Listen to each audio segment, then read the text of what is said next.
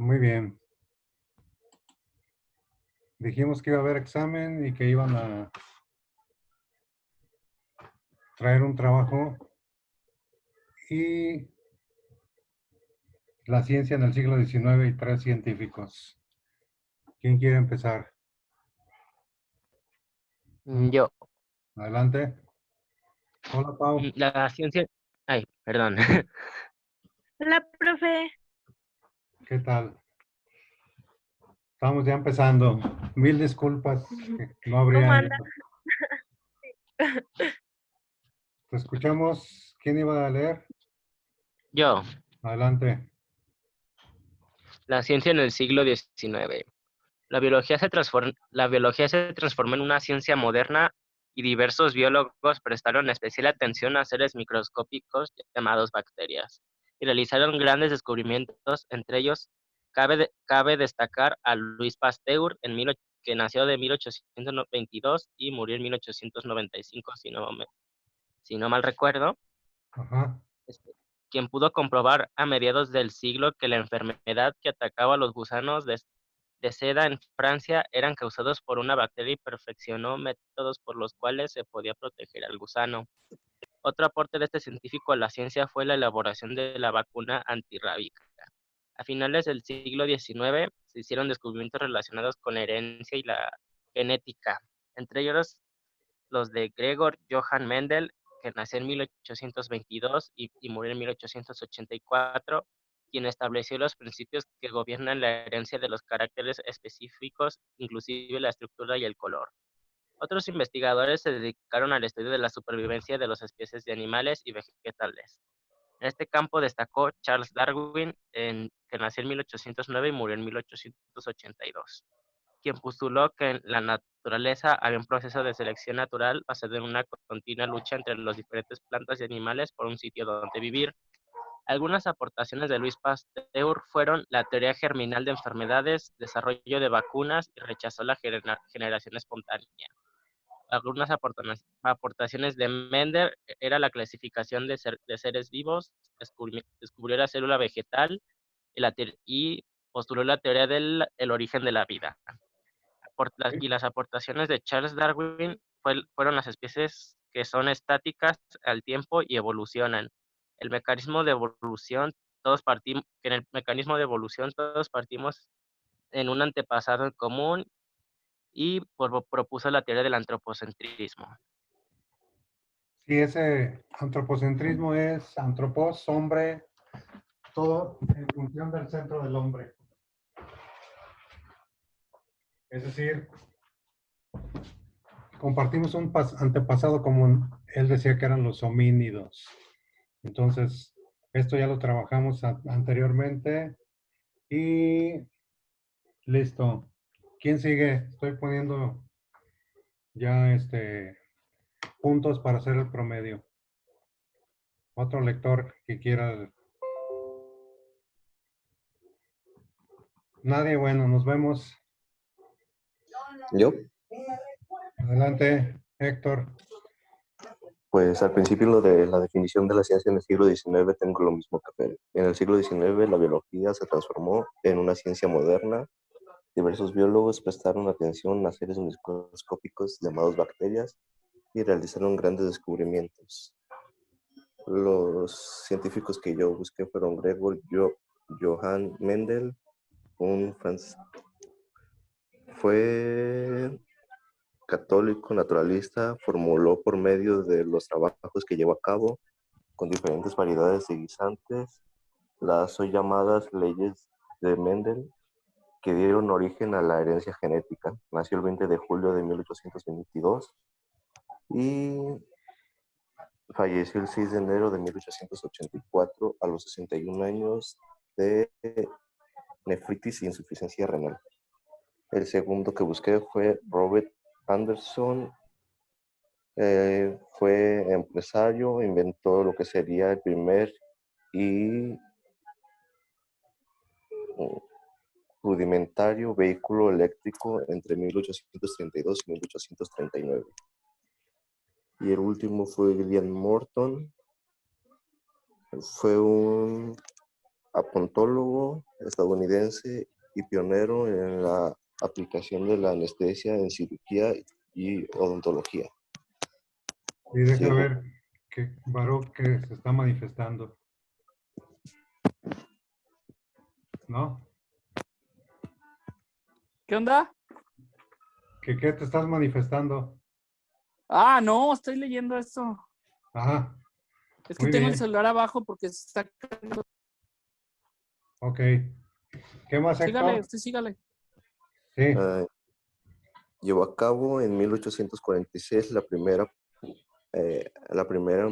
demostración pública de la utilización del éter como anestésico administrado por inhalación. muy bien. A partir de sus estudios, la genética cobra mucha importancia y acuérdense que hoy día hay toda una ciencia súper avanzada que incluso puede dar miedo por aquello de las clonaciones, cuando se habla de la ingeniería genética. ¿Qué tal que un día se puedan clonar, como en la novela de Los niños de Brasil, que andaba el doctor Mengele buscando cómo clonar a otro Hitler? Acuérdense que ya nacieron seres vivos en laboratorio, en probeta. La oveja Dolly en los 80 nace de los experimentos genéticos de probeta. Y luego una niña, Lois Brown, y es manipular el mapa genético de los ácidos ADN y ARN, que son los constituyentes básicos de la genética, los genes.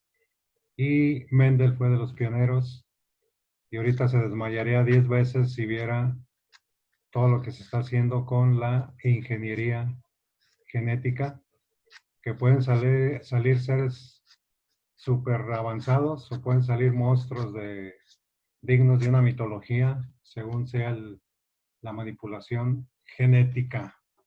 Muy bien, aquí está mi lista. ¿Quién sigue? Yo. Adelante. Yo busqué lo de la ciencia, pero enfocada en la medicina.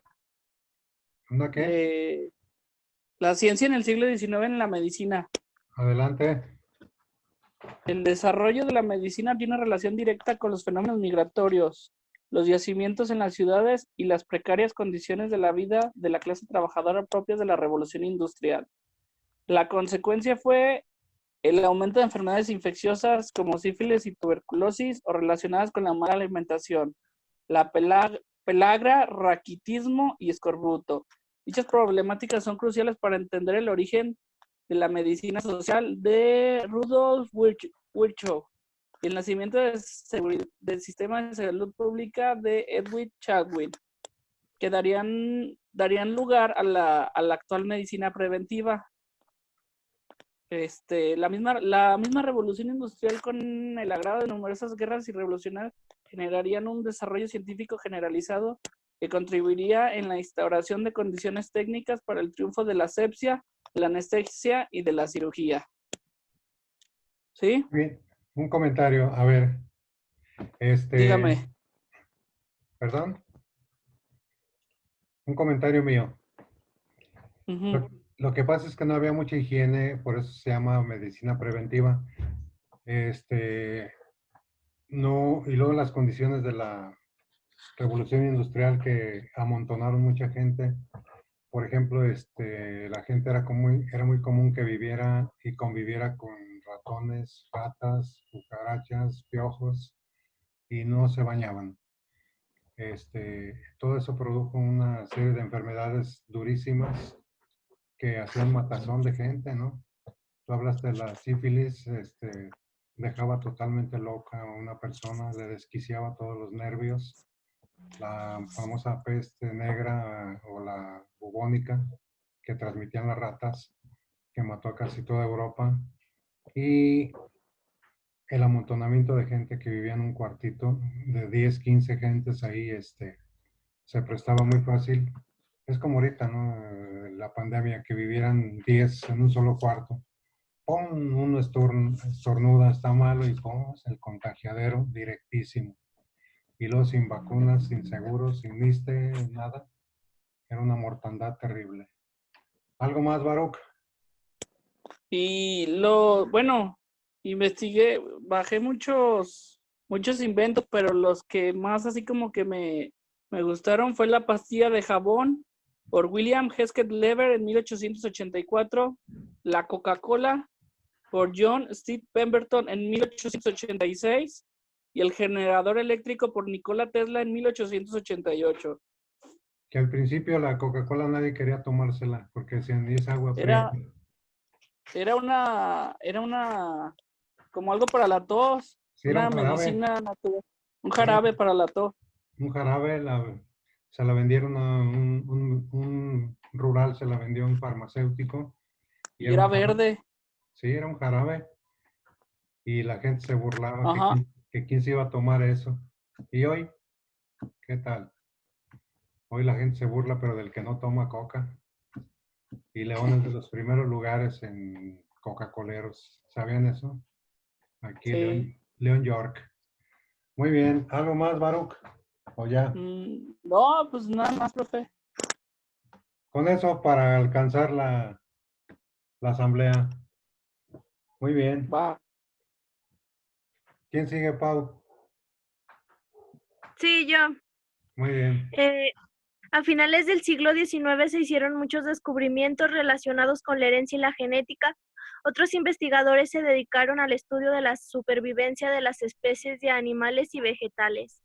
Y los científicos fueron William Crookes, fue un químico inglés, uno de los científicos más importantes en Europa del siglo XIX, tanto en el campo de la física como en el de la química. Es conocido por ser el inventor del tubo de rayos catódicos, por el descubrimiento del elemento talio y por ser el primero en analizar el gas helio en laboratorio. También fue uno de los más importantes y destacados investigadores y luego defensor de lo que hoy en día se conoce como espiritismo científico. El otro científico es Christian André Doppler, principalmente conocido por su hipótesis sobre la variación aparente de la frecuencia de una onda percibida por un observador en movimiento relativo frente al emisor. A este efecto se le conoce como efecto Doppler. El otro científico es Michael Faraday, fue un físico y químico británico. Estudió electromagnetismo y la electrólisis. Nació el 22 de septiembre de 1791, falleció el 27 de agosto de 1867 a los 75 años. Faraday es uno de los científicos más influyentes de la historia. Descubrió asimismo el principio de la inducción electromagnética, el diamagnetismo, las leyes de la electrólisis e inventó algo que él llamó dispositivos de rotación electromagnética, que fueron los precursores del actual motor eléctrico. Muy bien. Dentro de lo que dijiste, me llamó la atención el efecto Doppler. Ese se utilizó para ver que el universo sí se movía. Y el universo se mueve como si fuera un acordeón. Así. Se va expandiendo el universo. Y luego otra vez se contrae como el instrumento del acordeón. Así está el universo. Pero no crean que dura días, años, dura miles de años hasta llegar a lo que le llaman el corrimiento al rojo. Eso es en física, así se llama ahí en astronomía. Pero el efecto Doppler fue el que demostró cómo se mueve el universo. De esta manera se expande, se contrae, se expande y se contrae, ¿no? Y ese fue un gran avance científico para todo lo de la astrofísica y el envío de las naves espaciales, porque exige una precisión muy, muy milimétrica mandar una nave espacial, ya que el universo, allá arriba no hay luz, es una oscuridad total. O sea, no hay objetos que reflejen la luz, por lo tanto está oscurísimo. Luego la temperatura es de menos 200, ¿sabe cuántos grados? Entonces, para hacer un viaje espacial hubo necesidad de hacer estudios durísimos tan solo un astronauta por lo menos debe tener 6 maestrías, doctorados, para poder ser astronauta profesional en química, en física, en matemáticas, en biología, en mecánica, en el manejo y composición de aparatos y demás. Muy bien. ¿Algo más, Pau? ¿O ya? No, profe, ya fue todo. Muy, muy bien. ¿Quién sigue? Yo. Adelante. Ok, la ciencia del siglo XIX se considera como la ciencia de la Ilustración, daba paso a la del Romanticismo y los comienzos de la Revolución Industrial. ¿Qué más? Por medio de la razón mostraba su rendimiento teórico y práctico. El modelo del mundo parecía cerrado, pero aún quedaba mucho que observar en los cielos y en nuestro mundo. En 1848 sale una obra que se llama Physical Geography, la obra que interpreta de cómo se ve el cosmos, ¿no? Fue una de las primeras obras donde se habla del cosmos. Y durante la segunda mitad del siglo XIX, Darwin publica La descendencia del hombre y la relación entre el mono, ¿no? Que yo siento que se fue mal formando, se malentendió, porque muchos sí creen que el humano descendió del mono, pero a lo que se refería Darwin es como la relación que tienen el mono y el humano. No, y hay una teoría al revés, que muchos seres humanos fueron degenerando, hasta convertirse en monos. O sea, hay una contra teoría de la evolución. Gente que se fue para atrás, en vez de evolucionar, ¡pum!, se convirtió en mono. Bueno, pero ahí está, es una teoría. ¿Qué más? 12 años después de la publicación del origen de las especies, la obra está dedicada al estudio detallado de la explicación de las diferencias sexuales a los animales según una línea evolutiva. Exactamente. Muy bien. Ahí está.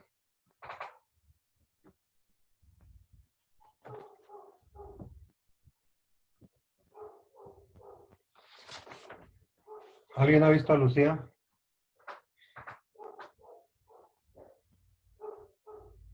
¿No?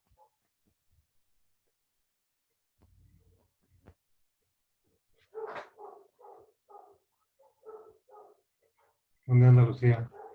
¿Antonio? ¿Nada? Se le traba un poco el audio, profe. ¿Dónde? ¿No me Yo oyen? quiero leer, profe. A ver, ¿dónde andabas, Lucy?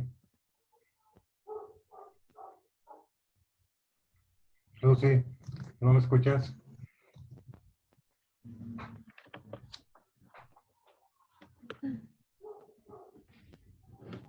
Es que se me va mucho el internet. Pero yo, Pau, ¿sí me escuchan?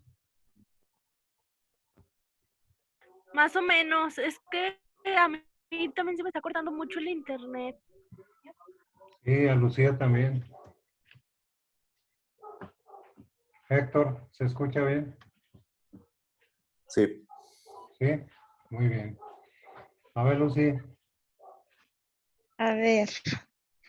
La ciencia en el siglo XIX. Desarrollo de la ciencia, la tecnología y la medicina de la edad contemporánea desde diversas perspectivas procedentes de la historia social y cultural. Se analizan los procesos de circulación, saberes y prácticas, los públicos de la ciencia, la configuración del saber experto, las relaciones entre profesionales y amateurs, las controversias científicas, las prácticas de enseñanza, las actividades de popularización de la ciencia, los espacios y la cultura material de la ciencia.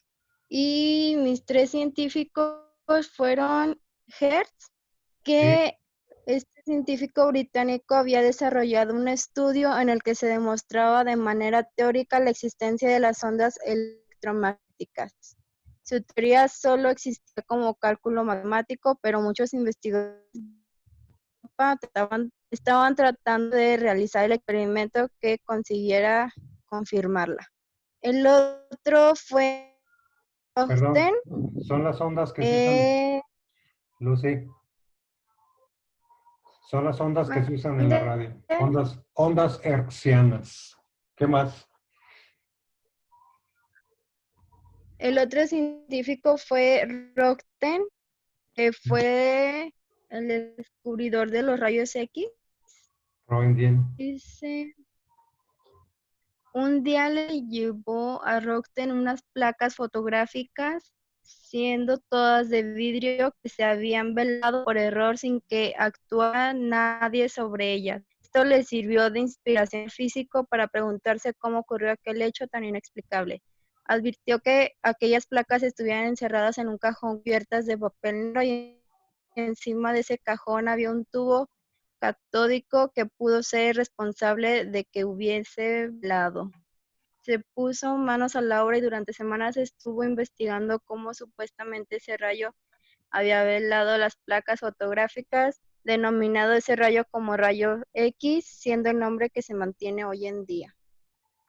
A ver, esos rayos fueron descubiertos. ¿Sí me escuchan bien? Sí. Sí. Esos rayos fueron descubiertos por casualidad, por eso se le llama rayos X, o sea, rayos desconocidos, y hasta la fecha está ahí el nombre como tal. Fue una de tantas casualidades de las que hay en la ciencia y que al fijarse bien el científico se dan cuenta que es un gran descubrimiento. Acuérdense que esto se aplica mucho en la medicina, en las radiografías, ¿no? Muy bien. ¿Algo más, Lucy? No. ¿No? Como no te vi, te voy a poner un 5. Es que acabo de salir de trabajar y pues no estoy bien arreglada, profe, y pues yo no soy de esas de las que la ven así toda fachosa, pues no. Caray. A ver, una probada. ¿No quiere, Pau? Mira. Bueno, ahí está Yair, mira, tirando rostro. A ver, Yair. ¿Yo, profe? Sí. En el siglo XIX se produce una serie de hechos que marcan el desarrollo de la traumatología y la ortopedia. En primer lugar, se produce la fusión de la medicina y cirugía, pasando de esta a ser considerada como una ciencia con todas sus aplicaciones o aplicaciones. Sí. En segundo lugar, el inicio del desarrollo de la anestesia permite realizar una cirugía enfocada a los resultados más eficaces o más rápidos. En el tercer lugar, se desarrolla la asepsia y la antisepsia, posibilidad de cirugía más segura. Y por último, el descubrimiento de los rayos X. Al finalizar el siglo, posibilita un abordaje directo a la patología ósea. Mis científicos fue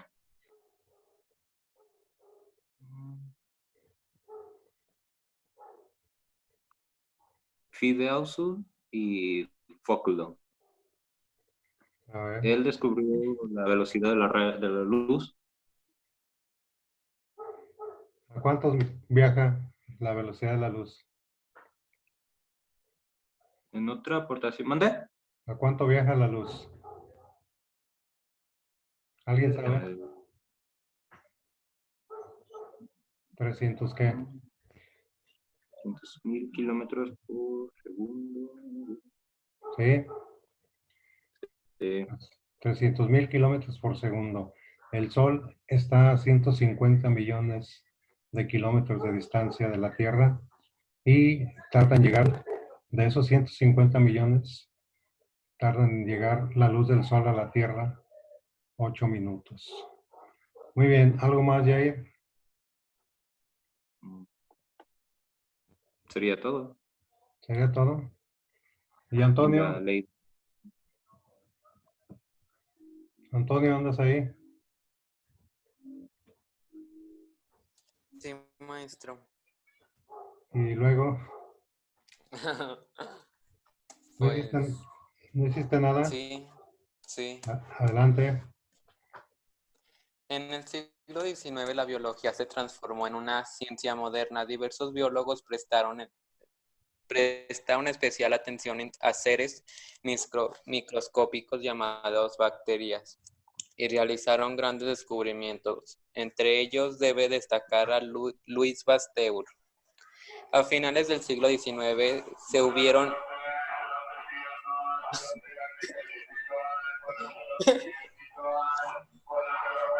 ¿Qué se oye?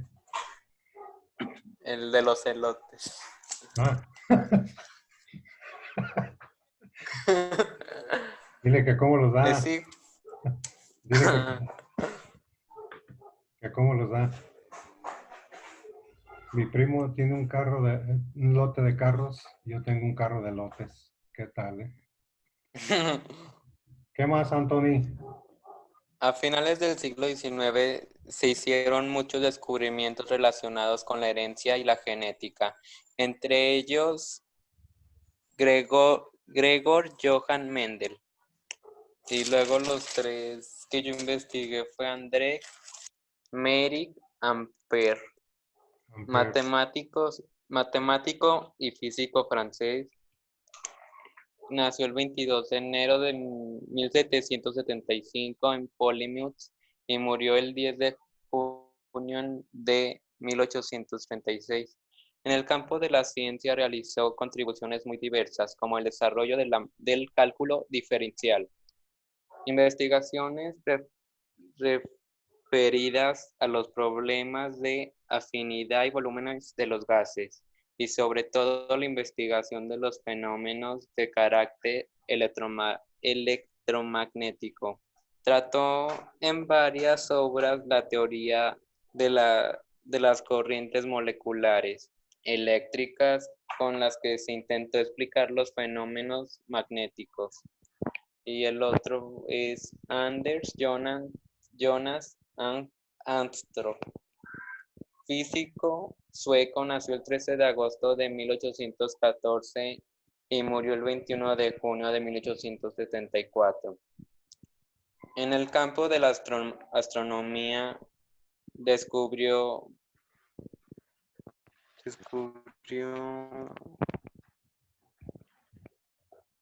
la absorción de ciertas longitudes de onda por parte de los gases. Descubrió la existencia de hidrógeno en la atmósfera solar.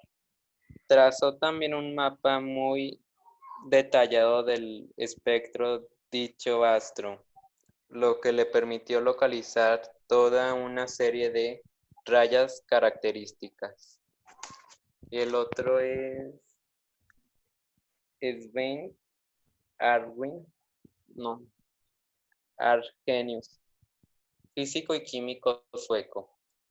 Gracias a su trabajo descubrió la descomposición de sustancias disueltas en cationes y aniones mediante la aplicación de una corriente eléctrica. Pudo conseguir al final su propósito. Formuló las ecuaciones que llevan su nombre, referidas a la dependencia de las reacciones químicas con la temperatura. También realizó contribuciones en los campos de la energía, de la activación de la terapia con suero y la astrofísica. Y ya. Y ya. Muy bien. Ya. Ampere, el apellido de origen a una unidad también de medida, creo que es de la electricidad. Un amperio, no sé si han oído hablar. Un amperio es así como un voltio por el apellido de Volta, el inventor de una de las pilas. O sea, en honor a ellos se les pone el apellido a determinado instrumento, aparato, como un recuerdo de su gran aportación a la ciencia o a la tecnología. Muy bien, ya estoy aquí anotando, nada más voy a hacer promedios y tomar en cuenta asistencias, participaciones, y lo de ahorita, y ya la siguiente ya tenemos la calificación. ¿Habrá alguna pregunta? ¿Una duda? No. No, nada. ¿Todo bien? ¿Qué clase sigue? Biología. ¿Examen? ¿Tiene examen? No, No, todo bien. Bueno, entonces terminamos con esto y luego les digo ya el promedio, ¿de acuerdo? sí, está bien. Muy bien. Está bien. Sale, nos vemos. Adiós. No, profe, cuídate. Gracias.